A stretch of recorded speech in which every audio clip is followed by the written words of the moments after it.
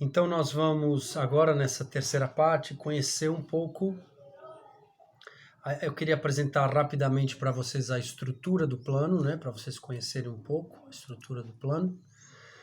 E aí depois entrar especificamente no conteúdo que mais eu julgo que seria importante nessa tarde, né?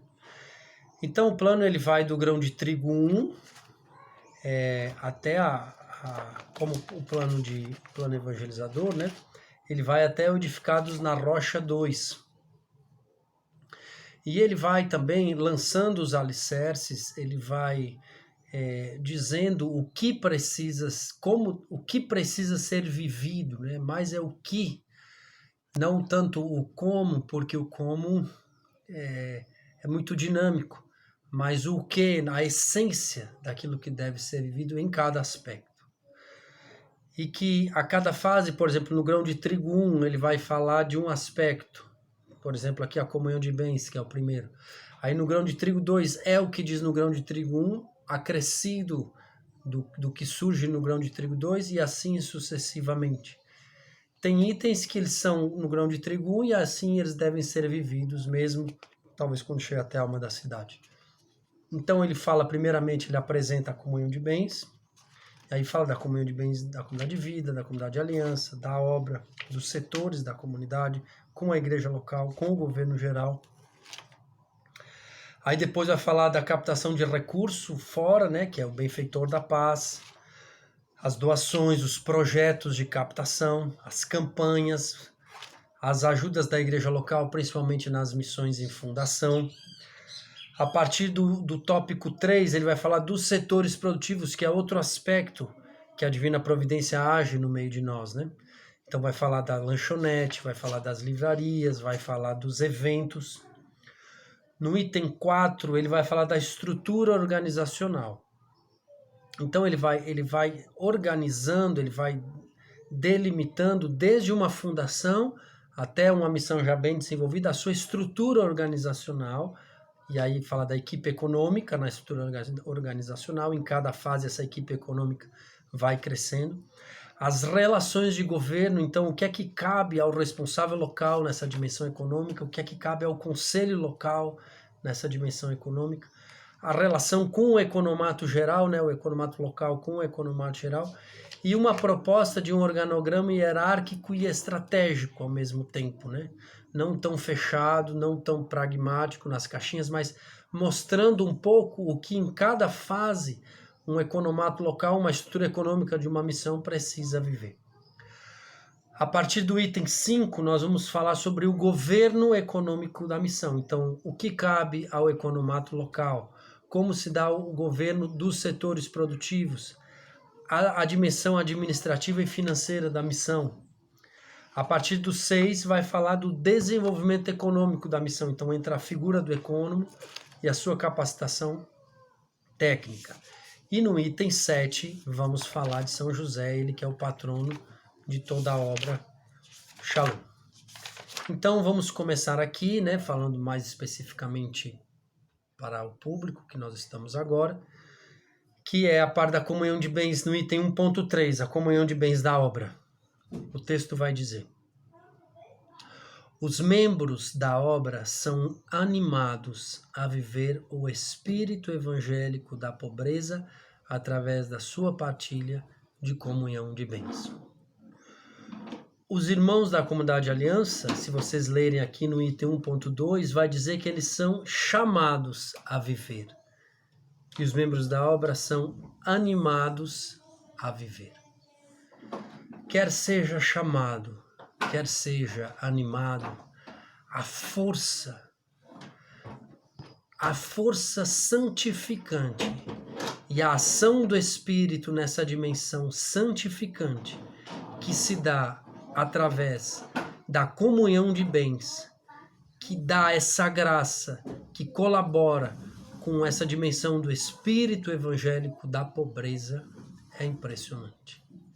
É impressionante como o espírito evangélico da pobreza, a sabedoria do espírito para o espírito evangélico, a sabedoria do Espírito Santo para a vivência do espírito evangélico da pobreza se dá através da partilha, da comunhão de bens. É a sabedoria, é um atalho. Por quê? Porque tem impacto em toda a vida da pessoa. A comunhão de bens cura, a comunhão de bens ordena, a comunhão de bens liberta, a comunhão de bens recoloca Jesus no trono do meu coração. Tira o dinheiro, destrona o ídolo mamon, destrona o ídolo dinheiro e recoloca Jesus como Senhor da minha vida. É muito mais do que simplesmente eu contribuir com uma instituição. É muito mais do que simplesmente eu fazer algum movimento filantrópico. A partilha da comunhão de bens, e aqui vai dizer, né, como um sinal de partilha, cada membro da obra seja motivado a partilhar os 10% dos seus rendimentos para a comunidade em vista da sua missão, é entrar numa dinâmica espiritual, imaterial, temporal e eterna, de filiação divina e fraterna, e de evangelização impressionantes. Não é uma ajuda, não é um ato de boa vontade. Significa eu pegar aquilo que Deus me deu, as primícias daquilo que Deus me deu, 10% no mínimo dessas primícias como um sinal de tudo e recolocar nas mãos de Deus. Como o menino dos 5 pães e 2 peixinhos. O Evangelho de João narra, ele vai dizendo que o discípulo não pega os 5 pães e 2 peixinhos e traz para Jesus. O discípulo traz o menino até Jesus. E o menino coloca os 5 pães e os 2 peixinhos nas mãos de Jesus. Jesus olha para o céu, eterniza a oferta daquele menino, eterniza o menino, porque os bens são uma expressão minha. Quando eu partilho os meus bens, eu estou me ofertando. E aí coloca nas mãos dos discípulos e os discípulos alimentam o povo. A comunhão de bens de um irmão, da obra, da aliança, ela é colocada. É aquela pessoa que coloca nas mãos de Jesus. Jesus coloca, Jesus eterniza aquela oferta, assume nele aquela oferta, entrega nas mãos da igreja, entrega nas mãos da comunidade e orienta a comunidade através do que cada carisma se organiza. O nosso é através dos planejamentos orçamentários que passam pelos processos de discernimento. Aí a própria comunidade, pela forma do planejamento orçamentário, que cumpriu as etapas e passou a ser uma profecia, aí ela distribui a multiplicação dos pães e dos peixes. A oferta da comunhão de bens de um irmão da obra, de um irmão da aliança, de todos nós, do irmão da comunidade de vida, além de eternizada, ela é multiplicada. Ela não é aquele valor. É por isso que é tão caro para Jesus os 5 pães e os 2 peixinhos. Perdão, as 2 moedinhas daquela viúva pobre. Por quê? Porque naturalmente vendo a situação. A viúva, a figura mais pobre do Evangelho, a pessoa mais frágil economicamente do Evangelho. O cofre, aonde se depositava a oferta. O templo, muitas pessoas, um movimento econômico muito grande e as 2 moedinhas que ela colocou. Naturalmente, olhando para aquela situação, se fosse um olhar natural, Jesus devia dizer para ela, não, você não tem o que partilhar, fique com o que você tem, é melhor. É pouco, mas é melhor do que nada. Olhando pelo olhar do cofre, o que é que essas 2 moedinhas, qual é a diferença? Tá causando um escândalo aqui, porque estão dizendo que a pobre das viúvas estão tendo que colocar as suas moedas aqui. Mas porque o olhar sobrenatural que Jesus tinha e chamou os discípulos para enxergar, ele chamou os discípulos para testemunhar aquilo, estava mostrando, na verdade, a viúva colocando tudo que tem, tudo que é, nas mãos de Deus e se abandonando nas mãos de Deus. O efeito que ia ter no cofre pouco importava, porque Deus iria colocar no cofre para que seguisse o rumo correto daquela partilha. É Deus quem acolheu, e é Deus quem multiplicou, e é Deus quem fez chegar aonde deveria chegar essa oferta. Nós não podemos tornar natural ou sermos simplesmente consultores dos nossos irmãos. Você deve fazer, você pode fazer, você não pode fazer, você consegue fazer, você está fazendo muito, você está fazendo pouco, não somos consultores. Nós somos chamados a anunciar o Evangelho de Jesus Cristo, a apresentar a verdade, a beleza, a força. Nós somos mediadores, nós somos anunciadores. Nós não somos a doutrina, nós não somos legisladores. Nós não podemos olhar para uma relação religiosa, que é o homem e Deus e a partilha dos seus bens, e a gente se tornar juiz. É muito perigoso nós nos tornarmos juízes da relação entre Deus e o homem. Nós estabelecermos critérios como se nós tivéssemos alguma condição de estabelecer algum critério que já está estabelecido pela igreja, pela comunidade, pelo Evangelho, pela tradição. Meus irmãos, nós não podemos reconstruir o conteúdo da fé, em especial neste assunto. Nós somos tentados, nós somos escrupulosos, nós temos vergonha, mas também muitos de nós são testemunhas.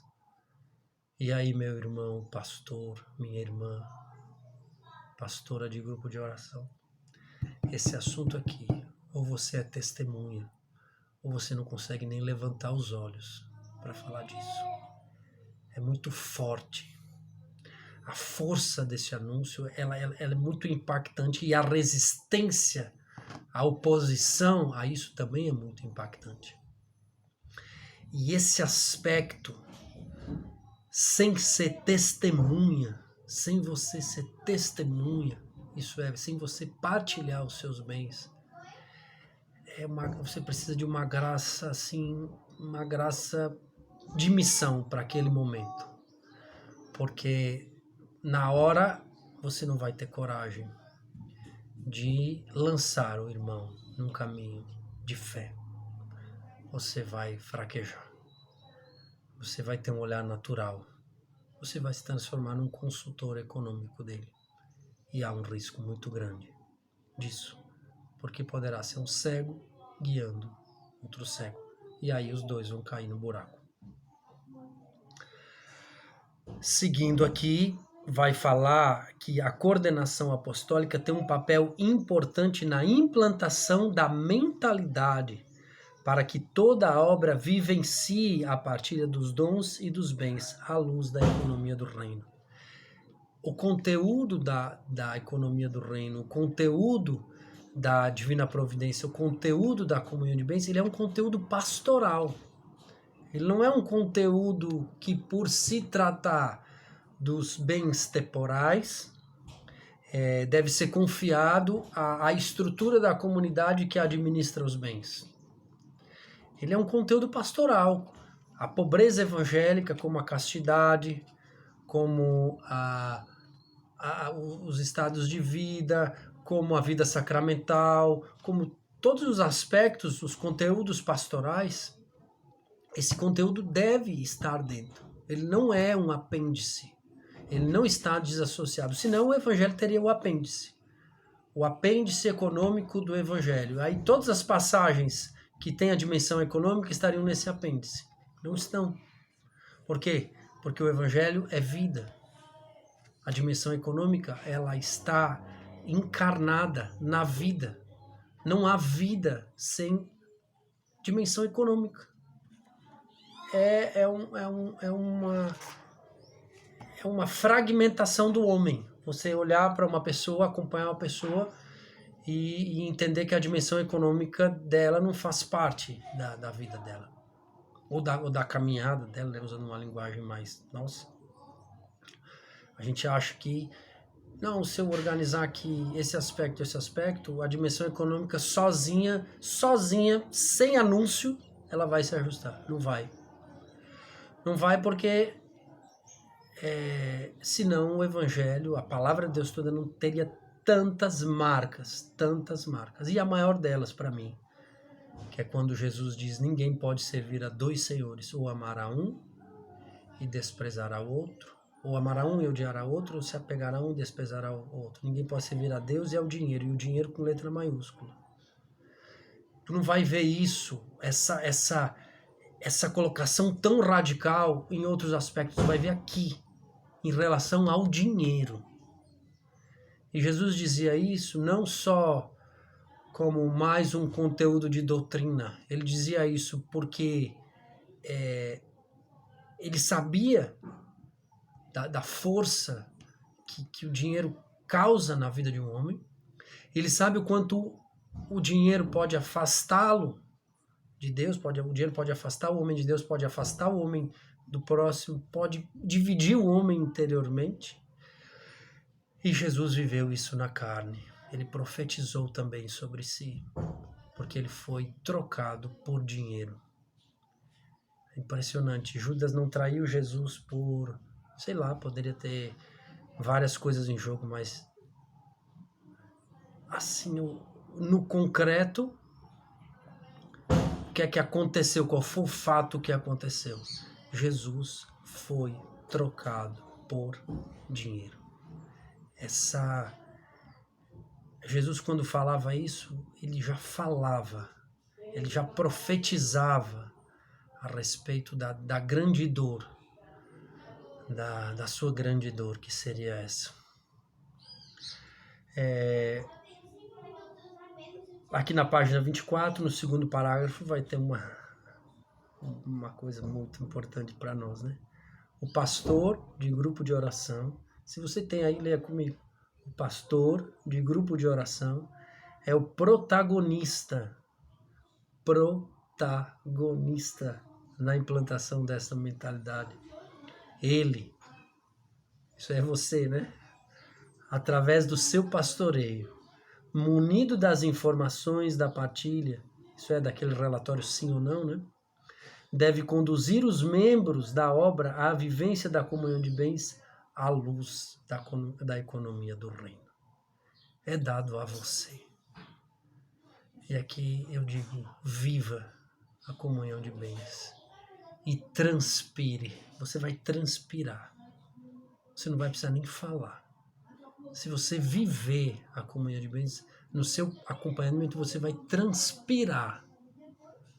Porque você é um homem, é uma mulher inseridos na pobreza evangélica. E aí vocês vão testemunhar.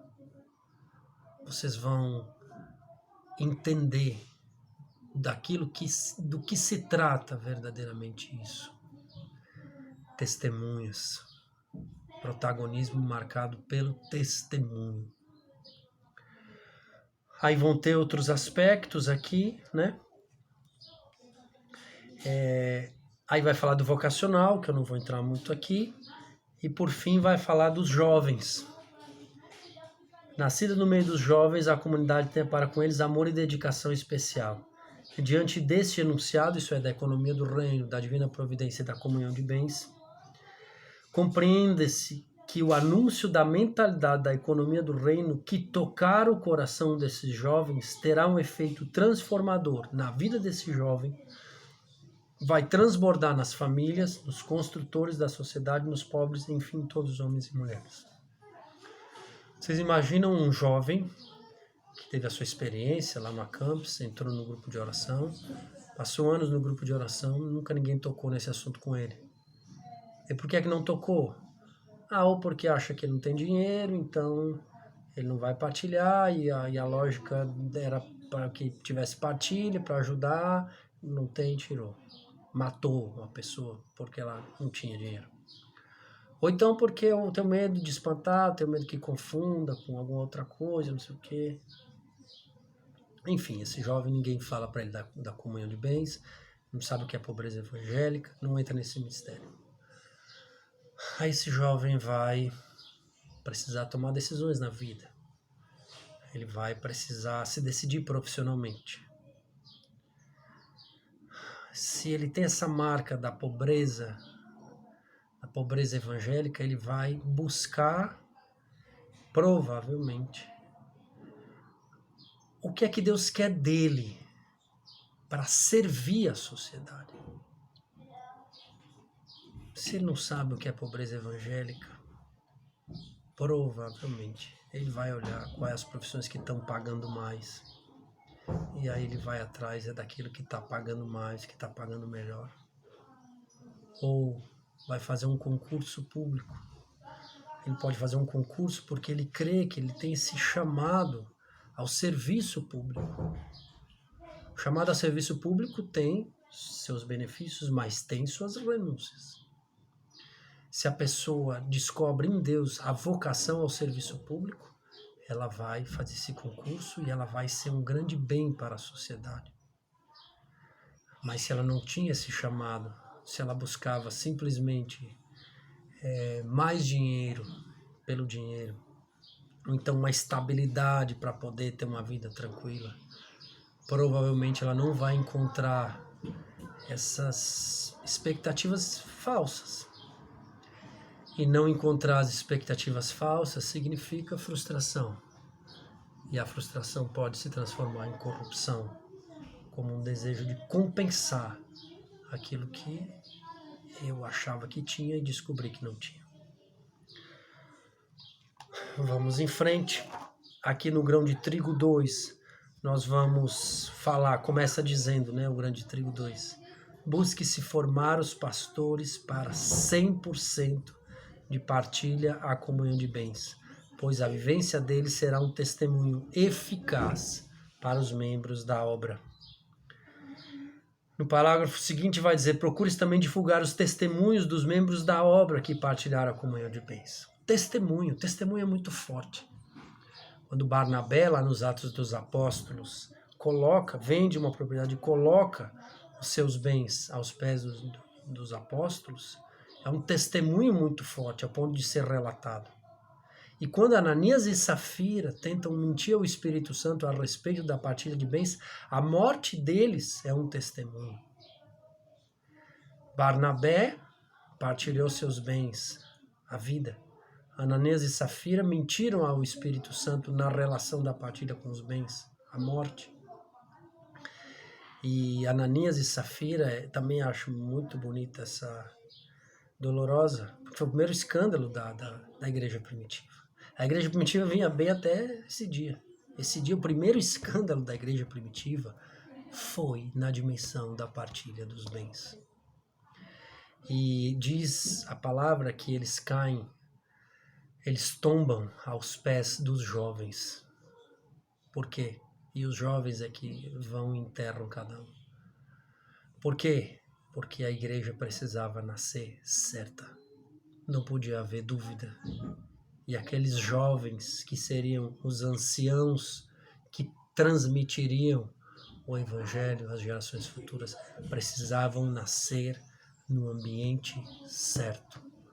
Um membro de grupo de oração precisa nascer no ambiente certo e faz parte do seu nascimento a partilha dos bens.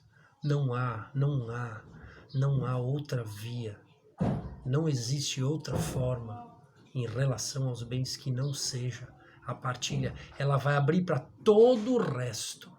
Sem ela, é difícil entender o resto. A pessoa pode ser assim, os melhores propósitos. eu vou transformar o mundo, eu vou fazer as coisas mais. Enquanto você não fizer a comunhão de bens, eu vou dar curso, eu vou construir empresa, eu vou... Enquanto você não der a comunhão de bens, pessoalmente acho muito difícil. No Grão de Trigo 3, na página 61, vai falar um pouco do pastoreio, né? Quem pastoreia quem, né?